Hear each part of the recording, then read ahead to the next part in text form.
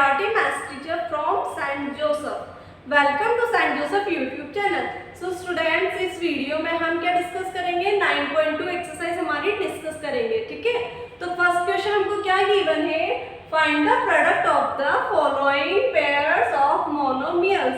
हमको product find करना है कौन से वाले टर्म्स का? मोनोमियल टर्म्स का. मैंने आपको इंट्रोडक्शन पार्ट में इसको सॉल्व करना सिखाया था ना, तो हम इसमें क्वेश्चन डिस्कस करते हैं, ठीक है? तो हमारा फर्स्ट क्वेश्चन गिवन है 4,7p, ठीक है स्टूडेंट? तो हम क्या करेंगे? कॉमा की जगह क्या लगा देंगे? मल्टीप्लाई लगा देंगे, और जो भी हमारी टर्म्स गिवन है उसका हम क्या कर देंगे? फैक्टर्स कर देंगे. पता है ना सभी को? यस. तो स्टार्ट करते हैं. तो क्या है? 4,7 इंटू p. यहाँ पे क्या किया है मैंने? 7p का फैक्टर कर दिया है, ठीक है? 7 इंटू p. सबको आता है करना. Very good. फिर हमने बोला था उसके बाद हम क्या करते हैं? कांस्टेंट टर्म को साथ में राइट कर लेते हैं और वेरिएबल्स को साथ. तो 4 इंटू 7 इंटू p, ठीक है? ये समझ में आया? तो कितना आया? 4 7 28p, ठीक है स्टूडेंट्स? ये सभी को समझ में आया? ये मेरा फर्स्ट हुआ. सेकंड क्या बोला है? -4 into p into 2 7 into p, ठीक है? अब क्या है? कांस्टेंट टर्म साथ में ले आएंगे. -4 into 7 into p into p, ठीक है? -28 कितना है? इसको मल्टीप्लाई किया तो -28 इंटू p स्क्वायर. तो क्या आ जाएगा? -28 p square. Very simple. Now third 4 into p cube into -3 into p. हम क्या कर लिया? इन दोनों टर्म्स का फैक्टर कर लिया, ठीक है? अब कांस्टेंट टर्म साथ ले आएंगे. -3 वेरिएबल साथ में राइट कर लेंगे 5, ये, ठीक है? हमने वेरिएबल्स के साथ में राइट कर लिए, ये कर लिया. 4 को 3 से मल्टीप्लाई करते हैं तो क्या आता है? 12. बट यहाँ पे 3 किसका है? माइनस साइन का है, तो -12. तो कितना आ गया? Into p4. तो कितना आ जाएगा? -12 p4. नाउ लास्ट 4p का फैक्टर किया तो क्या आया? 4 इंटू p. कॉमा की जगह मल्टीप्लाई. 0 को हम कभी भी किसी से भी मल्टीप्लाई करते हैं तो आंसर क्या आता है? ऑलवेज 0, ठीक है? ये क्वेश्चन नंबर 1 कंप्लीट हुआ. Now you can take screenshot. Okay. अब हम हमारा क्वेश्चन नंबर 2 डिस्कस करते हैं. क्वेश्चन नंबर 2 हमें क्या बोल रहा है? हमारा क्वेश्चन नंबर 2 हमको बोल रहा है कि हमें क्या फाइंड करना है? Area of rectangle.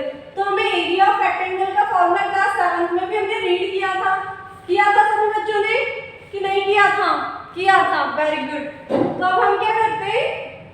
Area of rectangle का फॉर्मूला राइट करते हैं. तो क्या होता है area of rectangle? Length into breadth. Area of rectangle क्या होता है?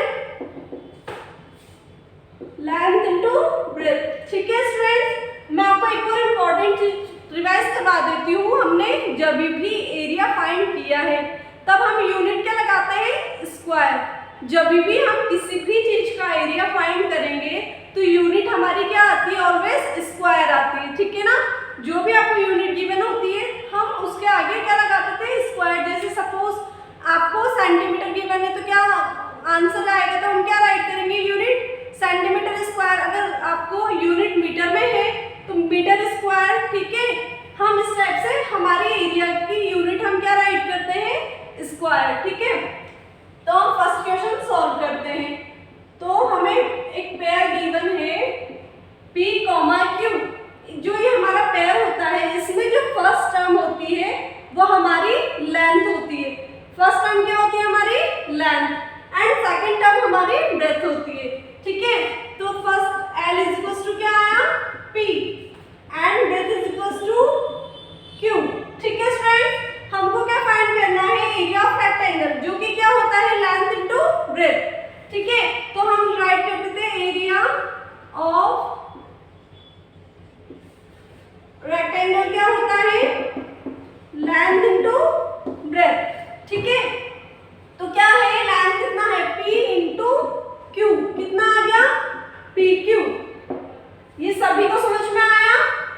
Yes, very good.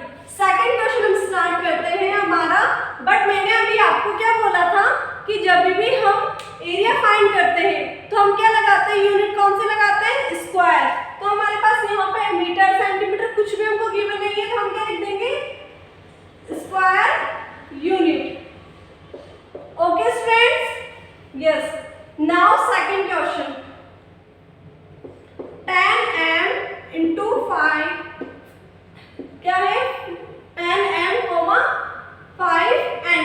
तो फर्स्टली मैंने क्या बताया, जो पैर की आपकी फर्स्ट टर्म है वो आपकी क्या होगी, लेंथ, और जो सेकंड टर्म है वो आपकी क्या होगी, ब्रेथ। तो L is equals to 10m and B is equals to 5n। तो आपको क्या फाइंड करना है, area of rectangle, area of rectangle. Again formula right कर लो, लेंथ इनटू ब्रेथ। यस, तो लेंथ कितनी है हमारे पास, 10m एंड ये कितनी है, ब्रेथ 5n। अब मैंने क्या बताया, हर टर्म का फैक्टर कर लो। 10m का फैक्टर क्या होगा, 10 into m, 5n का फैक्टर क्या होगा, 5 into n। अब क्या कर लेंगे, कांस्टेंट टर्म को राइट कर लेंगे साथ में, 5 into m into n, ठीक है। तो 10 5 का 50 mn। अब यूनिट, बात किसकी आई, अब यूनिट की, तो यूनिट क्या लगाएंगे, SQ यूनिट, यानी कि स्क्वायर यूनिट, ठीक है। अब हम आते हैं हमारे थर्ड पार्ट पे। थर्ड पार्ट हमारा क्या बोल रहा है, थर्ड पार्ट हमारा हमको क्या बोल रहा है, थर्ड क्वेश्चन क्या गिवन है, 20x स्क्वायर 5y स्क्वायर, ठीक है स्टूडेंट्स। ये हमको अपना थर्ड क्वेश्चन गिवन है। तो हम क्या करेंगे, फर्स्ट वाला क्या बोला, फर्स्ट टर्म क्या होती है हमारी, लेंथ होती है 20x square, length is equal to 20x square, breadth कितना होता है, 5y स्क्वायर, ठीक है। तो हम एरिया ऑफ रेक्टेंगल फाइंड करना है।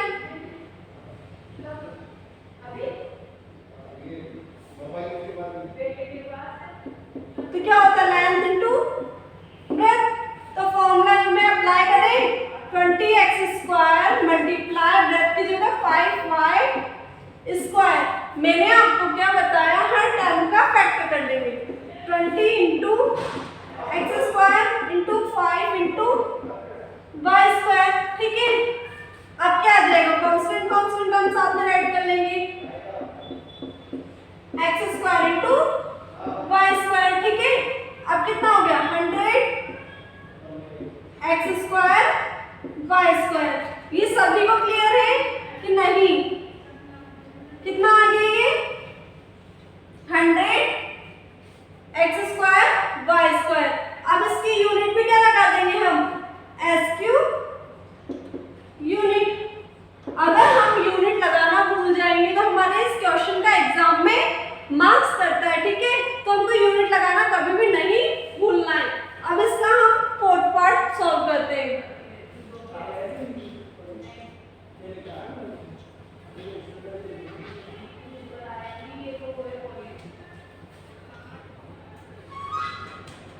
ठीक है, इसका फोर्थ पार्ट क्या है, 4x 3x स्क्वायर, ठीक है। फर्स्ट वाली टर्म क्या होती है, सबको पता है ना, लेंथ,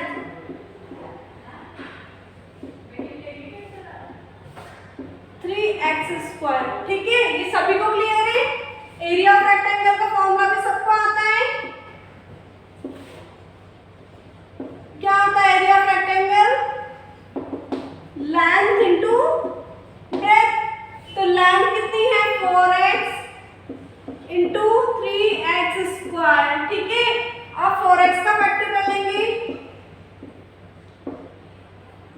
3 इंटू एक्स स्क्वायर, ये हो गया इसका फैक्टर। कांस्टेंट टर्म साथ में ले लेंगे एंड वेरिएबल्स को साथ में राइट कर लेंगे।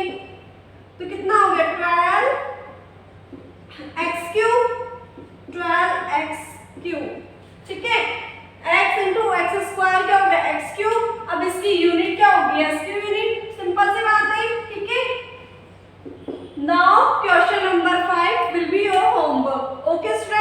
तो ये हमारे क्वेश्चन 2 तक कंप्लीट हुए।